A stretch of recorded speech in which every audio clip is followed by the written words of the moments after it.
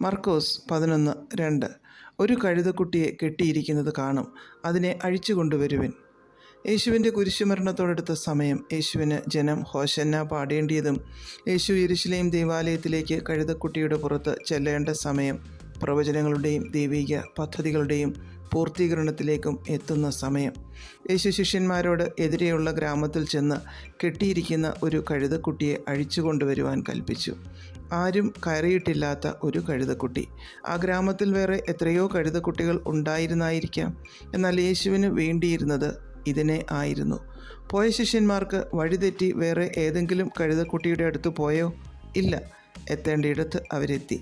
യേശു കർത്താവ് നമ്മെ ഒരു ദൗത്യത്തിനായി കണ്ടിട്ടുണ്ട് എങ്കിൽ എത്ര വലിയ കെട്ടുകൊണ്ട് കെട്ടപ്പെട്ടതാണെങ്കിലും നമ്മെ പുറത്തു കൊണ്ടുവന്നിരിക്കും. കഴുതക്കുട്ടി നിസ്സഹായതയിൽ നിൽക്കുമ്പോൾ അധികാരത്തോടെ പറഞ്ഞയച്ചവൻ ചെന്നപ്പോൾ കെട്ടിയവർ നിശബ്ദരായി നോക്കി നിൽക്കേണ്ടി വന്നു. കർത്താവ് നമ്മെ ഉപയോഗിക്കേണ്ടുന്ന സമയമാകുമ്പോൾ എത്ര വലിയ സെക്യൂരിറ്റിയുടെ കാവലിൽ ആണെങ്കിലും നമ്മെ പുറത്തു കൊണ്ടുവരും. അപ്പോസ്തല പ്രവൃത്തി 12 പത്രോസിനെ കൊല്ലാനായി പിടിച്ച് തടവിലാക്കി, ഒരുപാട് കാവൽക്കാരെയൊക്കെ ആക്കി. എന്നാൽ ദൈവപ്രവൃത്തിക്കുള്ള സമയമായപ്പോൾ ഒരു ദൂതൻ അറയിൽ പ്രത്യക്ഷനായി. കൈമേലുള്ള ചങ്ങലയൊന്നും അഴിച്ചില്ല പത്രോസിനെ പുറത്തു കൊണ്ടുവരുവാൻ. അത് താനേ കൈമേൽ നിന്ന് വീണുപോയി. എത്ര വലിയ രാജകീയ ബന്ധനമാണെങ്കിലും എത്ര കാവൽക്കാരെ കാവൽ നിർത്തിയാലും ദൈവപ്രവൃത്തിക്ക് ഇതൊന്നും തടസ്സമല്ല. ദൈവത്തിൻ്റെ വാക്കുകൾക്ക് മുൻപിൽ, ദൈവ സാന്നിധ്യത്തിന് മുൻപിൽ സകലതും പൊട്ടിമാറും.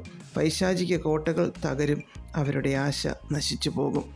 അപ്പോസ്തല പ്രവൃത്തി 16 പൗലോസിനെയും ശീലാസിനെയും കാരാഗൃഹത്തിലാക്കിയെങ്കിലും കാരാഗ്രഹ പ്രമാണിയുടെയും കുടുംബത്തിൻ്റെയും രക്ഷയുടെയും സ്നാനത്തിൻ്റെയും സമയമായപ്പോൾ അവരെ കർത്താവ് ഒരു വലിയ ഭൂകമ്പത്തെ അയച്ച് പുറത്തു കൊണ്ടുവന്നു.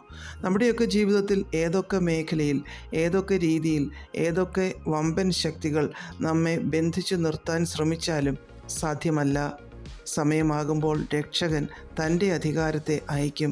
നമ്മൾ സ്വതന്ത്രരാകും. കർത്താവിനായി കൂടുതൽ ശക്തിയോടെ പ്രയോജനപ്പെടും. നിരാശപ്പെടാതെ പ്രത്യാശയുള്ളവർ ആയിരിക്കാൻ നമുക്ക് പ്രാർത്ഥിക്കാം. പ്രിയ പിതാവേ, ഞങ്ങളുടെ മേലുള്ള അങ്ങയുടെ കർത്തൃത്വത്തിനായി സ്തോത്രം.